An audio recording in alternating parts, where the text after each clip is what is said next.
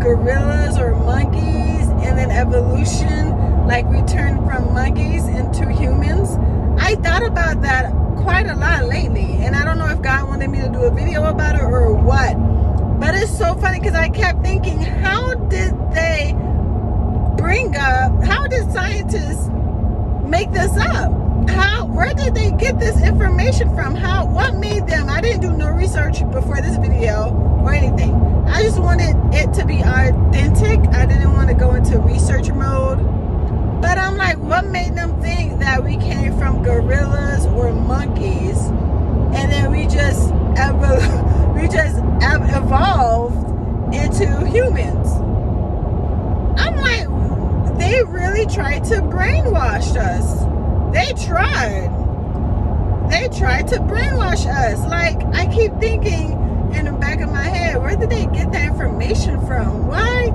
It wasn't intentionally to brainwash us. Was it intentionally to make us believe that, we were monkeys, we were animals, and that's pretty messed up, because in the good book, he says how, God created us. It says how God creates us. We're wonderfully made, We're made in the same image and likeness of God. I like that better. I like that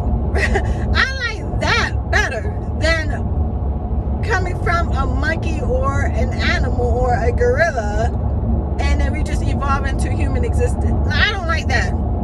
And it's so funny because I had to be so young and naive to believe that book, to believe that everything they written down was a fact, everything they written down was completely true. And you know how, books, they like to change up history. So of course I didn't think that they would go down. They would, not only would they change the history of slavery, of the past queens and kings and pharaohs and stuff, but of course I didn't believe that they were bold enough or evil enough to go ahead and make up a whole new thing about how we humans existed and evolved from being an animal. It was a confirmation that I received because I was watching another of Myron Golden videos, and he stated how he came from school, and his mom was like, what did you learn from school today? And then he told her that he was an animal or something like that. And then he said that his mom got so mad, and at a very young age, he didn't know why she got so mad, why she got so angry. But I guess now he understands. So she was so frustrated, and she said, never say that in your life again. And then he was like, okay. She was like, you are made in the same image and likeness of God. God created you. You are a child of God. And I love that. So that encourages me to, implement that in my life when I become a mother. Ask them what they received from school, just so if I hear anything out of the box unnecessary that can dim my child's life and make them believe something that's false, and and validate them, tell them that they're made from God, speak life into them, I would pick that any day. So again, can you believe, do you remember that what they had us to believe? That we were animals. Not that we came from animals, we were animals. And I thank God for delivering out of my ignorance, because we are born from God. We're from the image. We're from the Creator, God. Like, what? Adam and Eve. That contradicts what they're saying. Evolution. That contradicts the whole Bible. Literally, it contradicts the whole thing. And I'm glad that I'm acknowledging, and I'm acknowledging God, I am seeking after him. I want to go his way, because he's the truth, the life. He's the way, the truth, and the life. Why am I going to believe books that other people have written when the author of my book, the one creator that created me, is from heaven? He oversees all of this. He created everything, down from the trees to the rivers to the sky, everything. It was because of his word that everything was created. So I pray that you learned something from this message. It made you think and, take it back to the old days, to the golden days of the lie that they have told us. It's wow. So, we have to think about stuff like that, down to, I just kind of think of things that I was taught at a young age, and I didn't know any better. So I made other people tell me what to believe. I remember there was a teacher, and he was talking about, right? And then he was telling us, was it high school? It had to be middle school. He was literally, I have to stop because this is very important.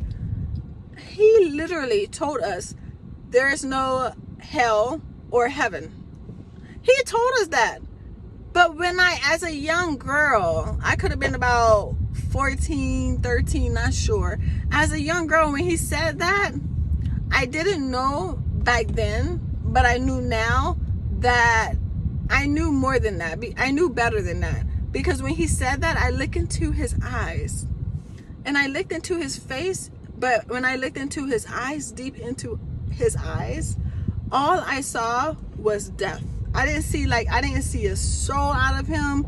If that makes sense, I didn't see any life in him. And he was already an older guy. So I didn't see any life in him. I didn't see any,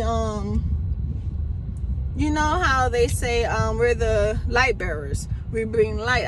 I didn't see that light in him. I didn't see nothing in him. When I looked into his eyes, as he said that, I just saw death.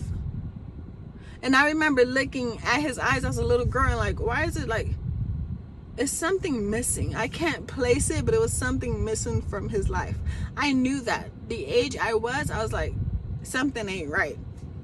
But you got to be careful. Like, if you're a parent, just be careful of, ask your child, like, what are they teaching you in school? Just, if you're a Christian parent, just make sure, you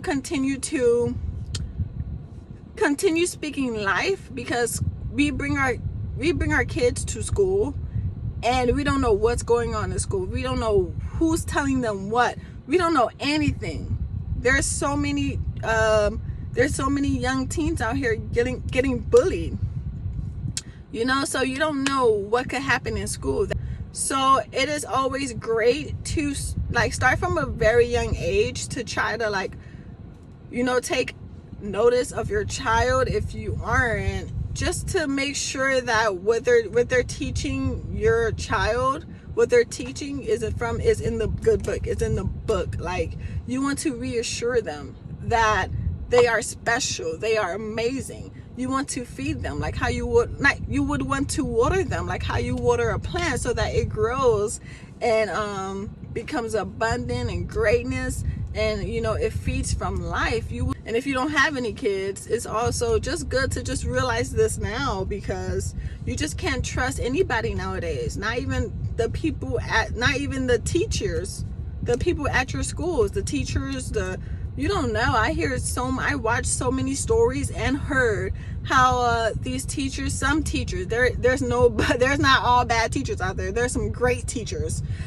And I remember having my favorite teacher, my first teacher. She was my favorite teacher. Yeah, she was amazing. And I found out later, my grandma, she was so amazing, and I loved her, that my grandmother has a picture on her dresser, in the living room. She has a picture of her. That's how she was my favorite teacher. That's how much I love her. She was amazing. She was so kind.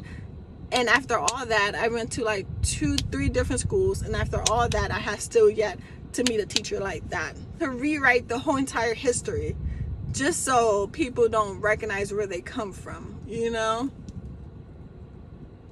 But I pray you guys have an awesome day, and I'll check you out later. Bye.